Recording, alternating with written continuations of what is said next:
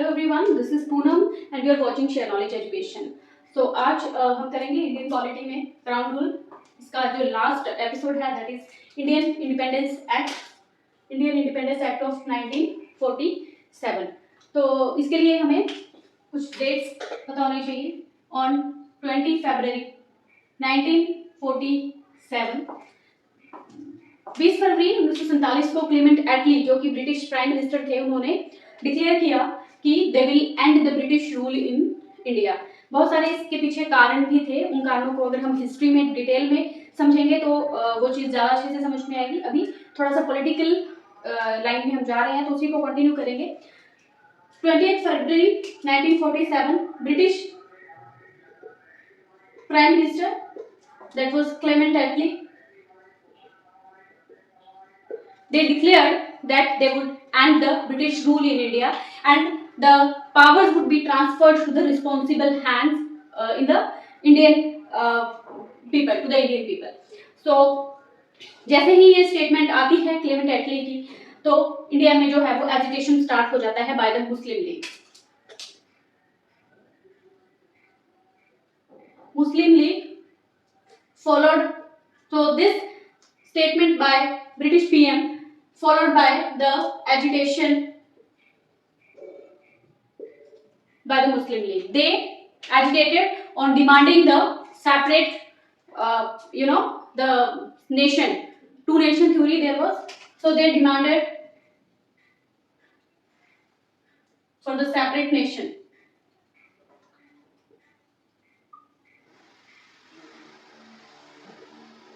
So after this agitation बहुत ज़्यादा भड़क जाता है, ये एजिटेशन खून खराबा बहुत होता है। सो अभी जो 20 फरवरी 1947 जो क्लेमेंट एटली ने डेट बताई थी that they would and the British rule in India by 30 June 1948, इस दिन को उन्होंने पावर्स जो है वो ट्रांसफर करने का फैसला लिया था कि 30 जून तक 1948 30 जून तक जो है ब्रिटिश रूल इंडिया में रहेगा। After that we will move on and the powers would be transferred to the Indian responsible hands. But Muslim League को जैसे ही पता चला, they started agitating, demanding the separate nation for them or the Muslim. So जैसे ही ये agitation आया, ये demand I from the Muslim League, Lord Mountbatten, the then viceroy,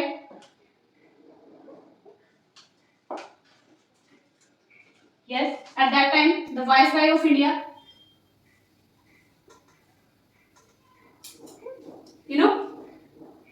they declared that, फिर से उन्होंने डिक्लेयर कर दिया कि जो कॉन्स्टिट्यूशनल असेंबली ऑफ इंडिया है that is making the constitution for the nation. At that time 1946 में कॉन्स्टिट्यूशन असेंबली फॉर्म हुई थी, तो at that time they were framing the constitution for India.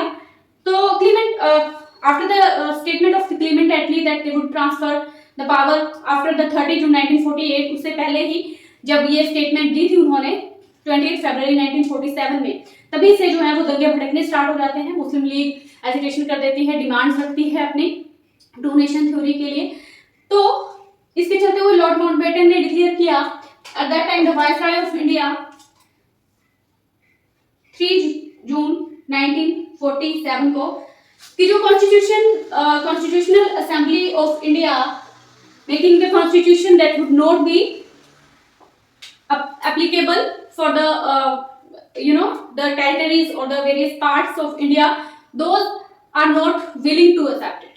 जैसे कि मुस्लिम लीग थे, इनके काफी ये एक्सेप्ट नहीं कर रहे थे constitution for the whole India, pan India.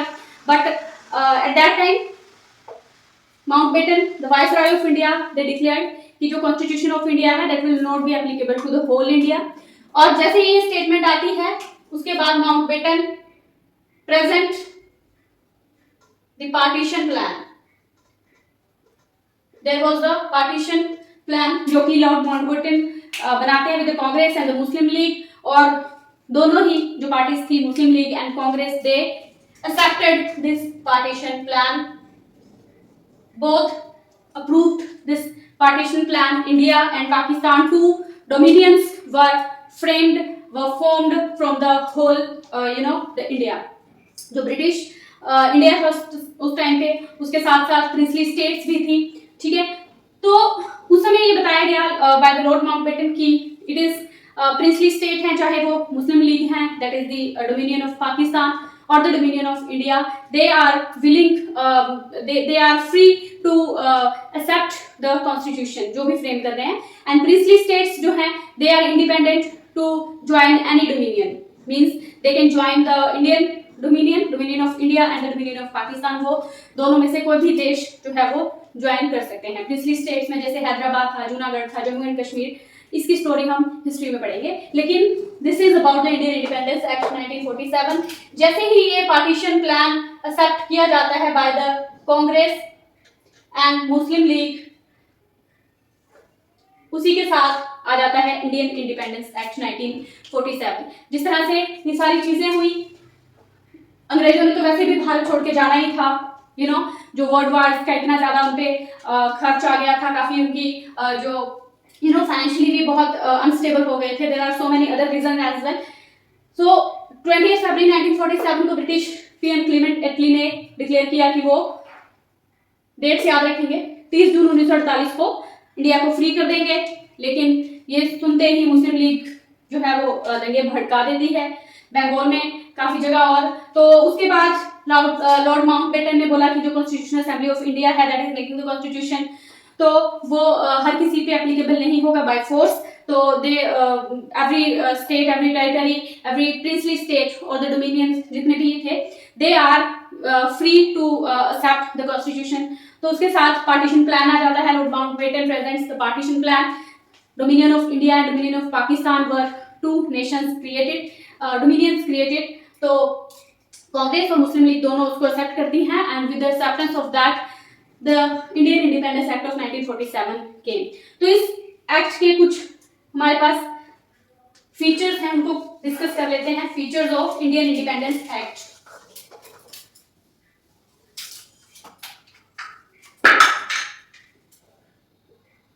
Features in short we discuss. First, independence act जो था 1947 का, इट्स वेरी ऑब्वियस, आप समझ सकते हैं कि पहला काम इसने क्या किया है, and the British rule and किया गया, ब्रिटिश रूल को एंड किया गया इस इंडिपेंडेंस एक्ट से। This act is very important. दूसरा क्या किया गया, पार्टीशन कर दिया गया, राइट। अब eight that time Lord Mountbatten was the viceroy of India, लेकिन विद दिस एक्ट जो वाइसराय की पोस्ट है that was abolished and governor general of India, ये एक नई पोस्ट बनाएगी, राइट। और भी कई सारी पोस्ट जो थी, वो secretary of state for India, ये पोस्ट भी अबॉलिश की गई, और जो इसकी फंक्शंस थे that were transfer to secretary of state of commonwealth affairs. जो कॉमनवेल्थ में वो सारी कंट्रीज आती थी जिन पे ब्रिटिश ने कभी रूल किया हुआ था, और उसके साथ साथ जो मोनार्क है इसकी पावर्स भी चली जाती हैं, लाइक वीटो पावर्स, ये हम डिस्कस करेंगे। It abolish the title of the emperor of India, ये चला जाता है। तो ये सारी कुछ चीजें की गई। इसके साथ साथ और भी चीजें थी, जैसे इट डिप्राइव, ये पावर्स हम कर चुके हैं। ये जो प्रिंसली स्टेट्स थी उनपे जो इनका पैरामाउंसी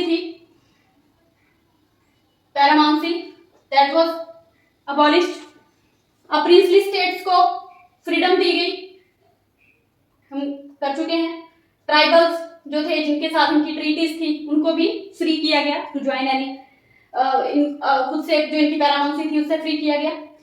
उसके साथ साथ जो कॉन्स्टिट्यूशनल हेड बनाए गए, कॉन्स्टिट्यूशनल हेड्स, क्योंकि वाइसराय अब नहीं है post, governor general of India है, तो गवर्नर जनरल ऑफ इंडिया और गवर्नर्स बनाए गए।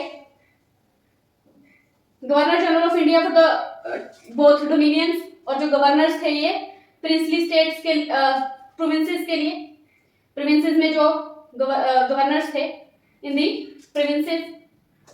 उसके साथ साथ अभी क्योंकि कॉन्स्टिट्यूशन नहीं था तो कॉन्स्टिट्यूशनल असेंबली ऑफ इंडिया को इस एक्ट में प्रोविजन दिया गया टू फ्रेम और ड्राफ्ट द कॉन्स्टिट्यूशन, राइट। इसके साथ साथ जो है वो constitutional assembly of India they made them powerful to frame और ड्राफ्ट द कॉन्स्टिट्यूशन। लेकिन जब तक कॉन्स्टिट्यूशन नहीं है तब तक ये जो कॉन्स्टिट्यूशनल असेंबली है दे कैन लेजिस्लेट, क्योंकि जब तक कॉन्स्टिट्यूशन नहीं फ्रेम हो रहा है, जब तक नहीं अडॉप्ट किया गया, तब तक कोई रूल बनाने हैं, कोई लॉज की कहीं जरूरत पड़ जाती है तो constitutional assembly was made powerful और एम्पावर्ड विद द लेजिस्लेशन। उसके साथ साथ गवर्नेंस किस तरह से करेंगे जब तक उनके पास कॉन्स्टिट्यूशन नहीं है, गवर्नेंस जो है वो 1935 के एक्ट के साथ वो कर सकते हैं। दे made them provision with the governance by the governance of India act 1935। और उसके साथ साथ जो हमने अबॉलिश करने की बात की, जो सिविल सर्विसेज की जो पोस्ट थी दैट वाज अबॉलिश्ड। ये जो और भी रिजर्व पोस्ट थी जो कि सेक्रेटरी ऑफ स्टेट जो था उसको अपॉइंट कराते थे, दीज पोस्ट वर अबॉलिश्ड। लेकिन अभी हम बाद में डिस्कस करते हैं किस तरह से हुआ। तो फर्स्ट जो पॉइंट है that is to end the British rule. Government of India act 1947 ही ऐसा एक्ट है जिसने इंडियंस का मनचाहा काम कर दिया, that is to end the British rule. जैसे कि हम डिस्कस कर चुके हैं 30 जून 1948 को उन्होंने जो है प्रॉमिस किया था that they would leave India and they would transfer the powers to the Indian responsible hands. But कुछ कहानी चेंज हो जाती है बीच में और मुस्लिम लीग जिस तरह से एजिटेशन करती है, they demand the separate constitution, separate dominion, तो वो चीज होती है। ये जो हम पहले डिस्कस कर चुके हैं, क्लेमेंट एटली ने 20 फरवरी 1947 को ये डिक्लेयर कर दिया था। दूसरा जो है दैट इज पार्टीशन। आपको पता ही है इंडियन इंडिपेंडेंस एक्ट ऑफ 1947 जिस तरह से चीजें हो रही थी तो पार्टीशन प्लान रखना पड़ा बाय लॉर्ड माउंटबेटन। मुस्लिम लीग और कांग्रेस दोनों इसको एक्सेप्ट करते हैं। ये दोनों चीजें हम पहले भी डिस्कस कर चुके हैं but in the future you should keep in mind. तो पार्टीशन में एक तो dominion of India and Dominion of Pakistan was created. These two dominions, right? तो इन दोनों dominions की कुछ ना कुछ कॉन्स्टिट्यूशन बनाने होंगे तभी वो एक तरह से फर्दर एक नेशन बिल्डअप कर सकते हैं। तो थर्ड हमने पढ़ा था कि जो वायसराय है, वायसराय की पोस्ट को अबॉलिश किया गया, abolished the office of viceroy of India. At that time, Lord Mountbatten was the viceroy. अब वायसराय को हटा के गवर्नर जनरल ऑफ इंडिया बनाए गए। ये पहले भी थी ये पोस्ट, तो अभी governor general of India was new office was created. Viceroy को जो है अबॉलिश कर दिया जाता है इस ऑफिस को। At that time, Lord Mountbatten was there. Fourth thing was Secretary States of India.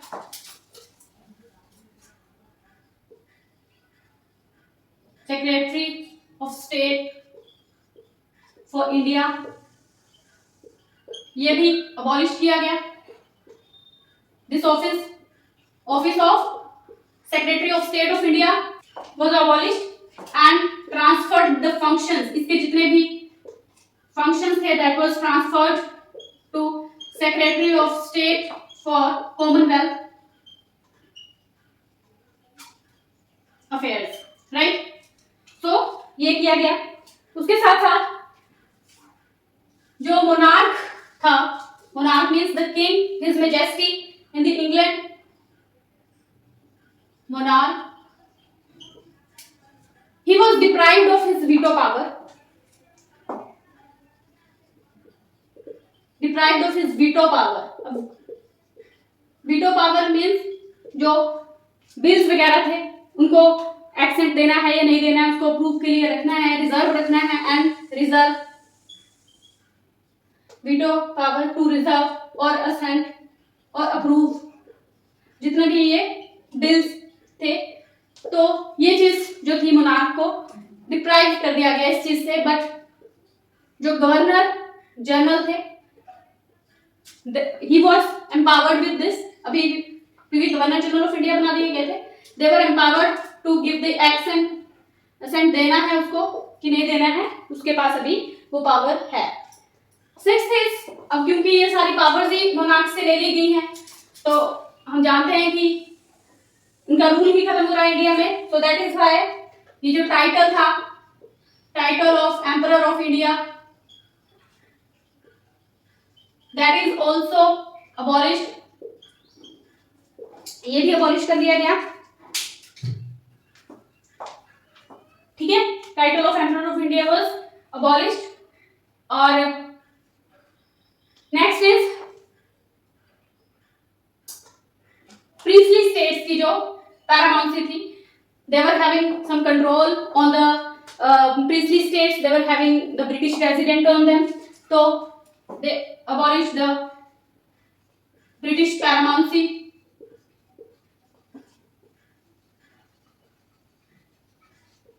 So on the princely state,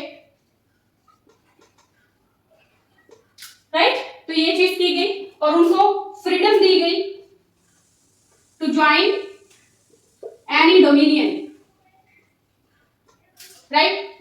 जो ये ब्रिटिश पैरामाउंसी थी, प्रिंसली स्टेट की हटाई गई, साथ में जो ट्रीटी रिलेशंस थे इनके, treaty relationship with the tribals, इसको भी खत्म किया गया फ्रॉम द 15 अगस्त 1947 के बाद। इनके ट्राइबल्स के साथ कोई रिलेशन नहीं होंगे, प्रिंसली स्टेट्स पे इनका पैरामाउंसी नहीं रहेगा, राइट? और एम्परर का टाइटल भी एबॉलिश कर लिया गया from the his majesty the king of England, right? तो ये किया गया। उसके बाद फ्रीडम दी गई, we have discussed it. Next is, ये पॉइंट हमने कर लिया, the freedom was given. Next is constitutional heads बनाए गए। अब कोई भी काम करेंगे तो जैसे प्रेसिडेंट हैं, पहले वाइसराय थे, तो अभी भी कोई होगा तो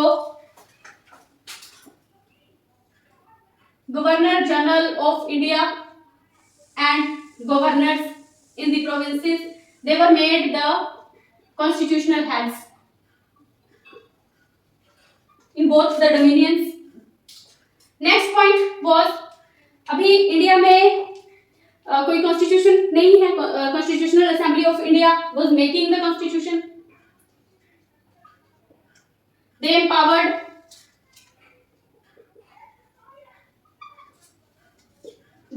the constitutional assembly of India, क्योंकि पहले तो एक्ट में यही दिया गया था, they empowered the constitutional assembly of India to frame and draft the constitution,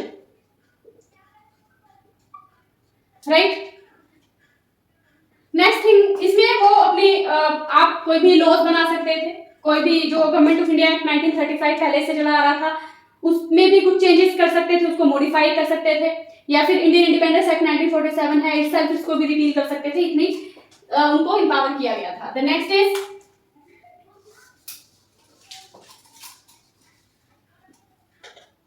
अभी तक कॉन्स्टिट्यूशन नहीं है इन बोथ डोमिनियंस, बट कहीं ना कहीं जरूरत पड़ सकती है लॉज बनाने की, कुछ नए रूल्स लेके आने की इन द मीन टाइम, क्योंकि स्थितियां ऐसी चल रही थी उस समय। कॉन्स्टिट्यूशन तो जाके 1950 में तैयार होता है, 50 में अडॉप्ट किया जाता है, बट उससे पहले भी अगर कहीं पर लॉज बनाने की जरूरत होती थी तो कॉन्स्टिट्यूशनल असेंबलीज जो भी in both the dominion, they were empowered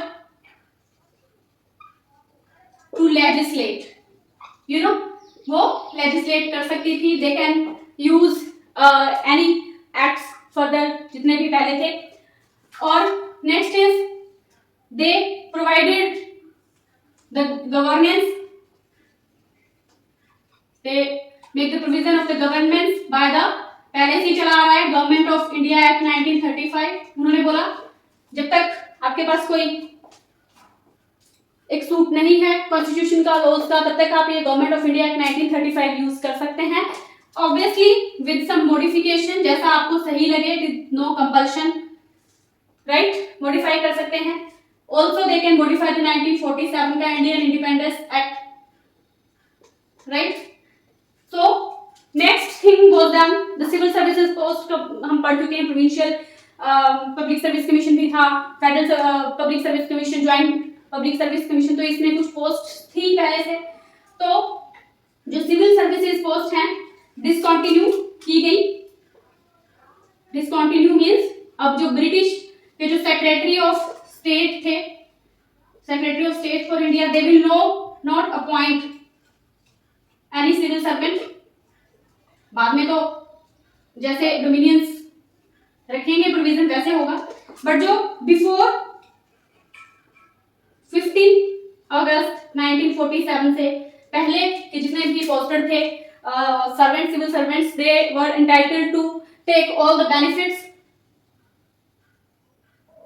so they will be benefited, all the perks, salaries and जो भी उनकी पोस्ट है वो वैसे ही कंटिन्यू होती रहेगी as they were entitled to.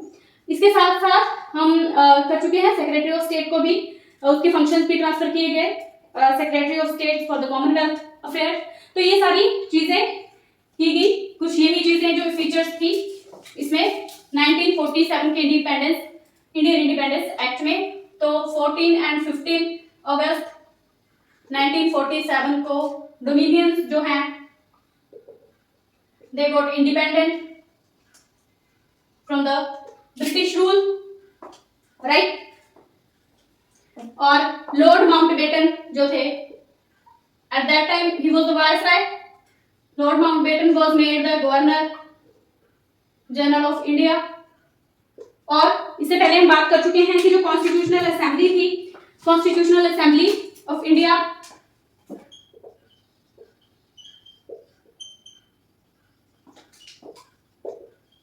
इसी को फर्दर बनाया गया parliament of India. The first Parliament of India was the then Constitutional Assembly of India. Lord Mountbatten, who was the Governor General of India, the Constitution had at that time, they swore in Jawaharlal Nehru, J.N. Nehru, Pandit Nehru ji as the first Prime Minister of India. ये चीजें आपको पता भी हैं। तो यही कुछ चीजें जो थी वो इस एक्ट में की गई। So with this Independence Act of 1947, this chapter got finished. I hope ये चैप्टर आपको अच्छे से समझ आ गया होगा, कुछ हिस्टोरिकल बैकग्राउंड। इसके बाद हम कॉन्स्टिट्यूशन कैसे फ्रेम हुआ था इंडिया में, कैसे कॉन्स्टिट्यूशनल असेंबली ऑफ इंडिया ने पार्लियामेंट जो थी वो कॉन्स्टिट्यूशन बनाया, फ्रेम किया और 1950 में उसको अडॉप्ट किया गया, क्या क्या उसमें प्रोविजंस हैं, किस तरह का स्ट्रक्चर रहेगा गवर्नमेंट का, इंडिया जो है वो स्टेट किस तरह की होगी, इट विल बी फेडरल और यूनिटरी, और क्यों इस तरह से जो भी उन्होंने कॉन्स्टिट्यूशन का जो स्ट्रक्चर किया वो इस तरह का क्यों किया, क्यों उन्होंने फेडरल स्ट्रक्चर नहीं अडॉप्ट किया, unitary structure was adopted. B.R. Ambedkar, the father of Indian constitution, बहुत सारे कॉन्स्टिट्यूशन को पढ़ा उन्होंने कितने सारे कंट्रीज के, तब जाके इंडियन कॉन्स्टिट्यूशन तैयार किया गया। और बहुत ही अच्छा ये डॉक्यूमेंट है, उसमें वेरियस जो है इंडिया की पॉलिटी किस तरह से गवर्नेंस होती है, जब आप इसको पढ़ेंगे you will get to know, एक एक पेज जब आप अनफोल्ड करेंगे you will be very impressed कि किस तरह से कॉन्स्टिट्यूशंस को राइट किया गया at that time for the India. It is very well suited document अगर इसको अच्छे से हम इम्प्लीमेंट करते हैं। तो अभी तक के लिए हम इतना ही डिस्कस करते हैं। With the next chapter we will meet soon. Thank you.